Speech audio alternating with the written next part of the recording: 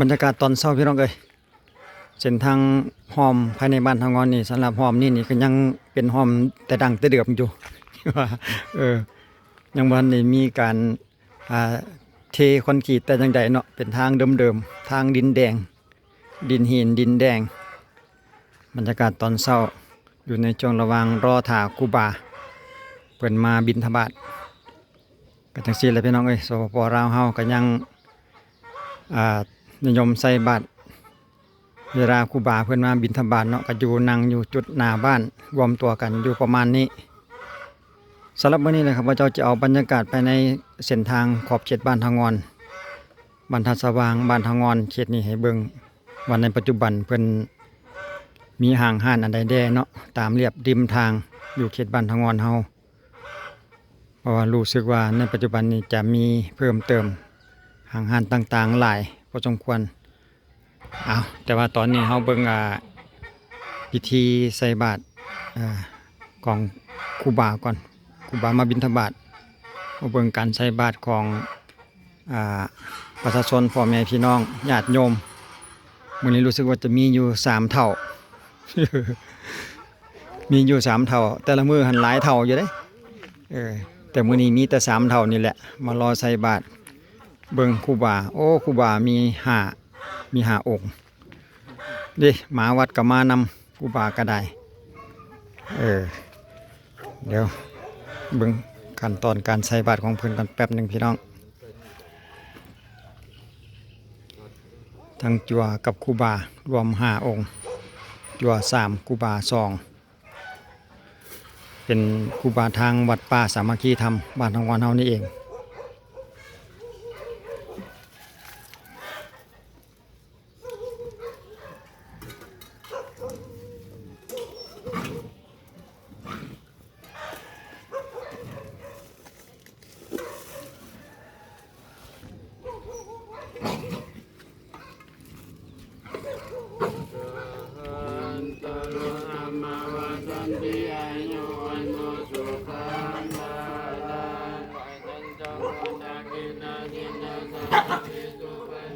ในช่วงท้ายเนี่ยเพิ่นก็จะมีการหยาดน้ำไปนำเนาะ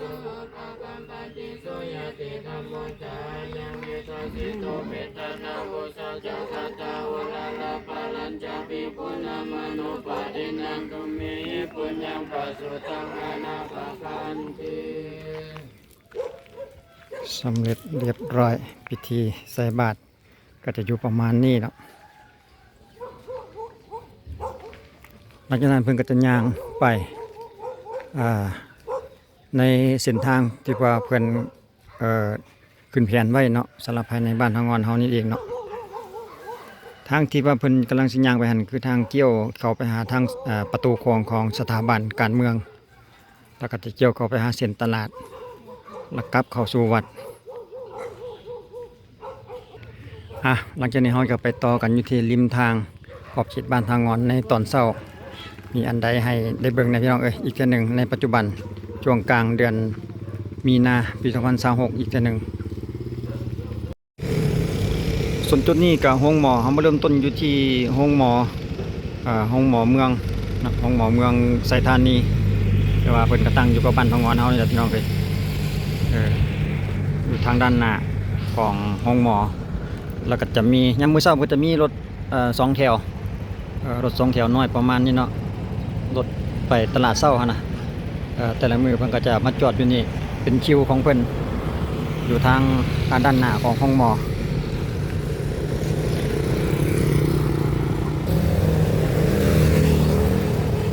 อยู่ฝากตรงข้ามเพิ่นก็จะมีเป็นคิวรถเมล์แล้วก็มีราวโทรคมสำหรับจุดนี้เนาะส่วนฝากฟังเบื้องกับนี่ก็จะเป็นโรงแรมนวลนิวงศ์ในปัจจุบันเนี่ยเพิ่นก็ยังเปิดให้บริการอยู่ก่อนพี่น้องยังเปิดให้บริการอยู่นี่ป้ายโรงแรมเพิ่นโรงแรมนวลนิวงศ์ตัวนี้เนาะอยู่ในปัจจุบันนี่เพิ่นก็ยังใช้บริการสำหรับผู้เดินทางเพราะว่าจะเป็นภายในหรือต่างประเทศอยู่ใกล้ก็สามารถมาพักเช้าได้คือกันสำหรับจุดนี้เนาะทางด้านลุ่มของตลาดบ้านทางงอนเฮาจะมีอาหารค่ำเดี๋ยวเขาจะแล่นลงไปก่อนแล้วจะนั่งเกี่ยวกับขึ้นมาขึ้นอีกทีนึง จะเบิ่งฝากนี่สักก่อนโอ้รถเชนคันนี้โอ้คันใหญ่เลยส่วนไม้กับอันนี้ก็ห้านขายรถจักรแต่ว่าในเวลานี้ยังเศร้าอยู่บ่ทันได้เปิดห้านอีกอ่ะบางจุดบางบอนเพิ่นก็เปิดเริ่มเปิดห้านไปแด่แล้วเนาะบางห้านก็ยังบ่ทันได้เปิดเทื่อเพราะว่ายังเศร้าอยู่นั่นเองสวยๆจักหน่อยนึงนี่ก็คึกคืนแหละเต็มเลยส่วนจุดนี้ก็เป็นห้านขายข้าวเปียกขายเฟือขายข้าวเปียกยามมื้อเช้าเพิ่นจะมีทุกมื้อเนาะสำหรับจุดนี้สำหรับผู้ใดบ่ทวงบ่ทันเรื่องอาหารการกินกับมาแวะกินแวะรับประทานกันได้ส่วนเขากำลังเรียนนี่เรียนต้นจะเรียนลงไปเขตบ้านเกินไปหาครัวน้ำเงิมพุ่นแหละหรือว่าเขตบ้านท่าสว่างจุดนี้เพิ่นก็มีคือกันเนาะเกี่ยวกับของกินซุกเนาะอาหารสำเร็จเพิ่นก็มีขายเพชรปิ้งย่างส่วนทางในเขตบ้านหนองวันเฮานี่ก็ถือว่าสำเร็จไปหลายปีแล้วพี่น้องก็เป็นทางเปตงเนาะมีไฟ2ทางยามมื้อคืนนี่ก็แจ้งสว่างสวัยสำหรับในเขตบ้านหนองงอนก็จะมีไฟ2ทางให้พร้อมเรียบร้อยสำหรับทางจุดทางเส้นนี้นี่เพิ่นก็จำบ่ได้ว่าแต่ปีใด มูต้องหลายปีสมควรแล้วเนาะที่ว่าสำเร็จมาในปัจจุบันนี้ก็ถือว่าสร้างความสะดวกสบายให้แก่การสัญจรถือว่าใช้รถใช้ถนนผ่านทางเส้นนี้นี่สะดวกบ่มีแออัดแต่จังใดเป็นทาง4เลนเกี่ยวกับห้างขายเครื่องขายของขายส่งประเภทมันจะเป็นห้างขายส่งหรือว่าหลายยุคสะดวกแก่กันมาจับจ่ายสำหรับเขตนี้เนาะไปทางด้านหน้าก็จะเป็นแยกแล้วก็จะเป็นเขตบ้านท่าสว่าง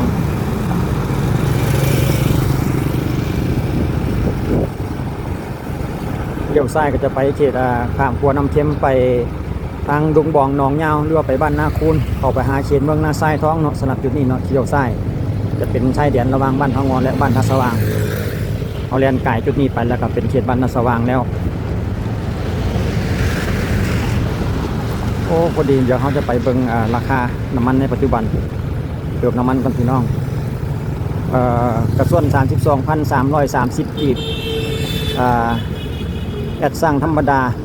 32,470 กีบแอดสั่งพิเศษ 41,210 กีบสำหรับราคาในปัจจุบันเนาะในช่วงระหว่างกลางเดือนมีนาปี 2026เดี๋ยวเขาจะเติมน้ำมันก่อนแป๊บหนึ่ง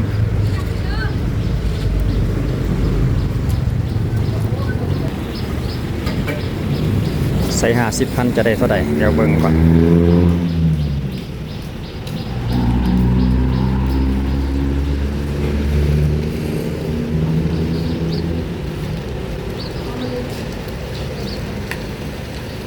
1.5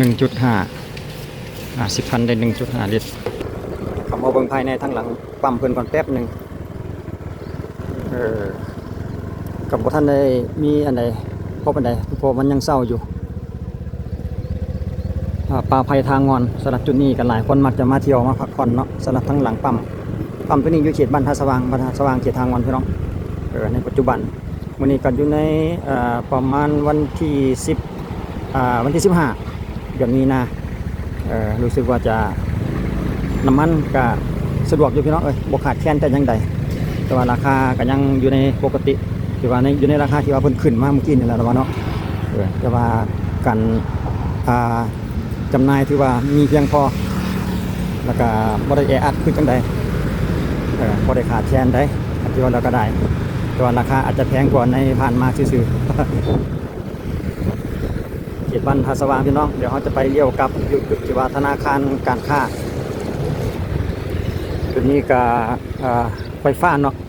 สำหรับผู้ใดอยากจ่ายเงินค่าฟื้นค่าไฟก็มาจ่ายอยู่จุดนี้ได้เขตบ้านท่าสว่างสถานีไฟฟ้า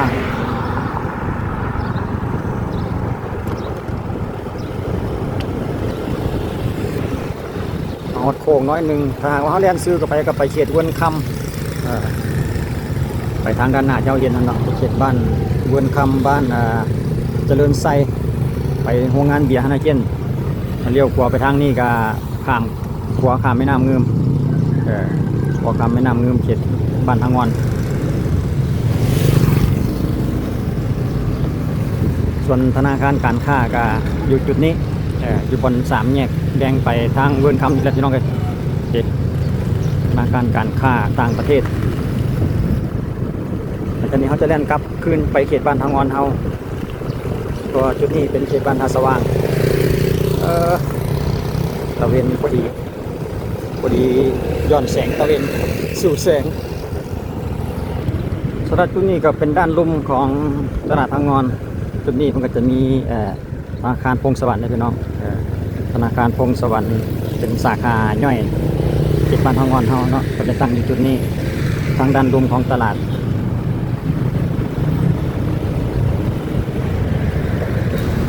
ส่วนเบื้องขวามือเนี่ยก็จะเป็นห้องการบ้านทางงอนแล้วห้องการบ้านทางงอนเขานี่ก็จะติดอยู่ใกล้กันกับตลาดทางงอนนี่ก็เป็นทางลงทางลุ่มทางด้านลุ่มของตลาดอีกจุดหนึ่งเนาะตลาดจุดนี้สังเกตจะมีอาหารคำแดเนรัตดามันจะนี่แล้วก็จะมีเกี่ยวกับอาหารที่ว่าสะดวกซื้ออีกเกี่ยวกับอาหารหรือว่าผลไม้ติดตามด้วยจะมีเกี่ยวกับปลาตังโกแดนี่นะปลาตังโกหรือว่าเป็นกีเข้ากีแล้วตามด้วยมีปิ้งไก่สำหรับจุดนี้เราทางด้านลมดิจะมีเกี่ยวกับปลาตังโกที่ว่าอยู่ใกล้กันกับลาวโทรคมสำหรับจุดนี้นี่เนาะวันนี้จะเป็นคิวรถเมล์หลังจากนั้นต่อมาทางด้านนี้ก็จะขายมักโมหลายแต่ว่าเต็มรถอันเนี้ยเกี่ยวกับน้ำประปานี่คือสาขาน้ำประปาเมืองไซธานีอยู่เขตบ้านทางงอนเฮาตอนนี้เพิ่นยังบ่ได้เปิดทันได้ฮอดโมงเปิดอยู่กลับมาจุดเก่าเลยพี่น้องทางเป็นทางโค้งของโรงหมอเมืองโรงหมอเขตบ้านทางงอน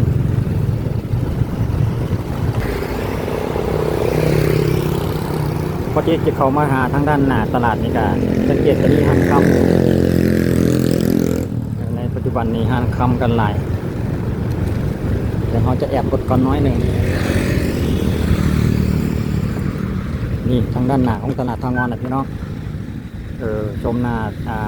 ทางด้านหน้าในปัจจุบันสังเกตจะมีห้างคำหลายห้างค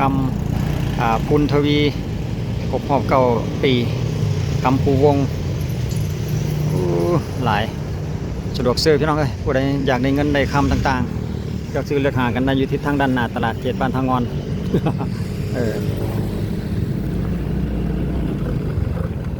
ตรงข้ามกับทางเข้าตลาดเนี่ยก็จะอีกฝั่งนึงก็จะเป็นทางเข้าไปหาสถาบันการเมืองเนาะทฤษฎีการเมืองเนาะก็ทางนี้พี่น้องอาจจะสังเกตเห็นจะเป็นป้ายสีฟ้าป้ายของสถาบัน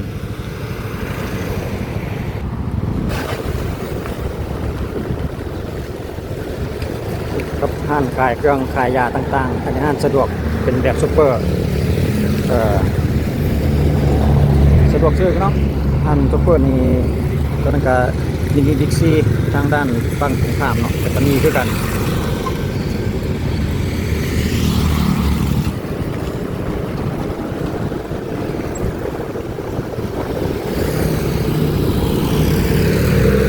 เขตบ้านทางงอนก็จะมีอยู่แต่ซัมนี่ได้พี่น้องถ้าว่าเรียนกายจุดนี้ไปก็จะเขตบ้านนาเขตบ้านทางงอนจะเข้าไปหาทางด้านในเนาะเข้าไปภายในทฤษฎีทางจุดนี้จะเข้าไปหาทฤษฎีการเมืองได้คือกันแต่ว่าเป็นเส้นทางที่ว่าเข้าไปหาบ้านภูคำเขตบ้านภูคำไปหาบ้านเก่งไทยทัศมอไปเลยพี่น้องทางเส้นนี้การรู้สึกว่าพุทธกจะเทไปตรงไปในปีที่แล้วนี้เองเนาะสำหรับเส้นทางนี้แล้วก็เพิ่นก็จะสำเร็จหมดทุกอย่างแหละมีทั้งตีเส้นจราจรแล้วก็ไฟสองทางมีครบเรียบร้อยคือว่าเสร็จสมบูรณ์สำหรับเส้นทางเส้นเนาะเส้นนี้นี่เพราะว่าก็จะแล่นออกไปเขตบ้านภูคำด้วยจะเป็นทางด้านข้างของ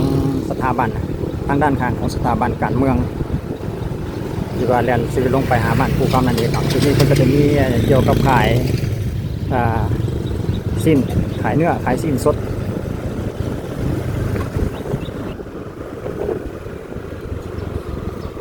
ทางว่าเขาเรียนซื้อไปเรื่อยๆนี่ก็จะไปเขตบ้านภูคำเขตบ้านภูคำทางว่าเขาเลี้ยวซ้ายนี่ก็จะไปทางตูของทฤษฎีเพราะว่าในบริเวณจุดนี้นี่คือ ขอบเขตของสถาบันการเมืองทางนี้เป็นทางด้านหน้าจุดที่เขาเรียนไปนี่ก็จะเรียนผ่านประตูโค้งของสถาบันเด็กจุดนี้คือประตูโค้งของสถาบันการเมืองจะอยู่ประมาณนี้เนาะก็เราก็จะเลี้ยวซ้ายเลี้ยวซ้ายนี่ก็จะกลับคืนเข้าไปสู่ถนนหมายเลข10เขตบ้านหนองอ้อนี่คือเก่าสังเกตทางด้านหน้าเจ้าเห็นเขาเลี้ยวไปซื่อๆนี่จะซึ่งกันกับทางด้านหน้าของหน้าตลาดทางงอนสำหรับจุดนี้นี่เชิงกันเลยแหละกับประตูโค้งเลี้ยวไปก็เห็นด้านหน้าตลาดทางงอนเป๊ะเลยแหละแต่ว่าปัจจุบันแล้วทางเส้นนี้จะเป็นทางที่ว่าเขามาหาสถาบันเนาะทางที่เราเรียนเมื่อกี้นี้เป็นทางไปบ้านปูค้ำแต่ว่ากลับมาได้คือกันแต่ว่าปัจจุบันแล้วทางตัวนี้จะเป็นทางซื่อเลยเนาะแลนซื่อเขาประตูโค้งเลย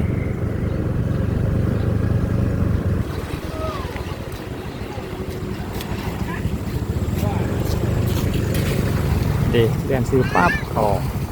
ทางด้านหน้าแต่ว่าต้องไปยูเทิร์นกับยุทธสว่างคนที่ทางว่าเขาจิตเขาตลาดจุดนี้เนาะ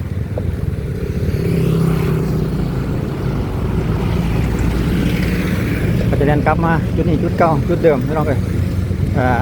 ส่วนไปรษณีย์ทางงอนเดี๋ยวเขาจะให้เบิ่งจะอยู่ทางด้านอยู่ใกล้ๆกันยิ่งเยื่องกันกับทางด้านหน้าตลาดทางงอนนี่แหละพี่น้องจะเป็นห้างคำแล้วก็มานี่ก็จะเป็นบริการเกี่ยวกับไปรษณีย์ทางงอนอยู่จุดนี้แหละใกล้ๆกับทางโค้งก่อนที่จะฮอดห้องหมอเมืองห้องหมอบ้านทางงอนนี่แหละกับมีเพียงเท่านี้พี่น้องเลยบรรยากาศตามเส้นทางบ้านทางงอนเขาจิบเดียวนี่เขาก็จะจบเพียงเท่านี้ก่อนเอาบรรยากาศภายในบ้านทางงอนมาให้เบิ่งเพราะว่าหลายปีบางคนอาจจะบ่ทันได้มาโดนสินะเป็นเวลาโดนนานก็เลยเอาบรรยากาศให้เบิ่งว่ามีอันใดเพิ่มเติมบ่แด่นานในปัจจุบันสำหรับซิวรถเพิ่นก็อยู่ประมาณนี้จอดท่า2กันเอาคลิปวิดีโอเฮาก็จบเพียงเท่านี้พี่น้องเอ้ยขอบใจไว้เจอกันในคลิปต่อไปสำหรับคลิปนี้ขอบใจสบายดี